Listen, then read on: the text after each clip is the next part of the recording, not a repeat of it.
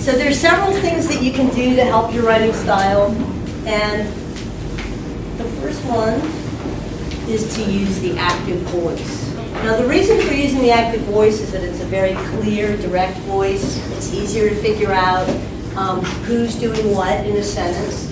It makes your subject doing things rather than having things done to it. It's less wordy, as we'll see. And in my opinion, it burns more calories. Okay, so how are you going to find where the active voice is? And that's the trouble here. So we're going to do a bunch of sentences to try to identify which one is the active voice. So in these next sentences, the subject is in red, and your action or your object is in green. The trapeze artist sailed over the wall and crashed into the floor. The burglar stole 4 peanuts and 12 beers. I threw the tennis ball at Zoe's nose, but she caught it with her teeth. Okay, so there we are. So let's go ahead and look at how these are written in a passive sentence. And what you'll be looking for is that preposition that will often be a tip-off that you have a passive construction. The floor was damaged by the trapeze artist when he struck it. Okay, you see that passive was damaged by. 4 peanuts and 12 beers were stolen by the burglar. Okay, you compare that to passive versus the active. The tennis ball was thrown at Zoe's nose, but it was covered. See how these are just less direct. Let's look at some more academic type examples. So you can read the first one and then the second one.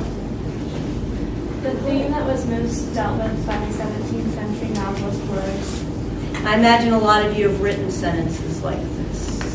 The 17th century novelist most commonly wrote about. Okay, so you see it's been switched around to make it active, and now you've got who is actually dealing with it. It's the 17th century novelist. The working class was marginalized. The steel mill owners marginalized their employees. Okay, you're not always going to be able to identify who the subject is. So in this case, we know who marginalized the working class. It was the steel mill owners. But a lot of times you won't know who did it, and in that case you're going to need to write it in the passive. So the question to ask yourself is, do I know what the subject is? And if so, will it work to put it first? Tom and Huck are portrayed as. Twain portrays Tom and Huck as. Okay. My first visit to RMC will always be remembered by my family. My family will always remember my first visit to RMC. You see how that sounds better? Okay. There were a great number of dead leaves lying on the ground. Dead leaves covered the ground. Another thing you can do to improve your style is look for sentences where you started them with there is, there were, it is, it was, and frequently you can take that out and get an active verb in there.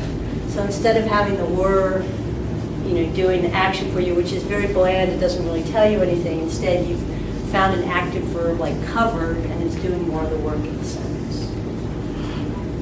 Okay. The reason he left college was that his health became impaired, or health compelled him to leave college. Right, so you substituted that was that and got a nice active verb in there. Okay. It was not long before he was very sorry that he had said what he had. He soon regretted his words.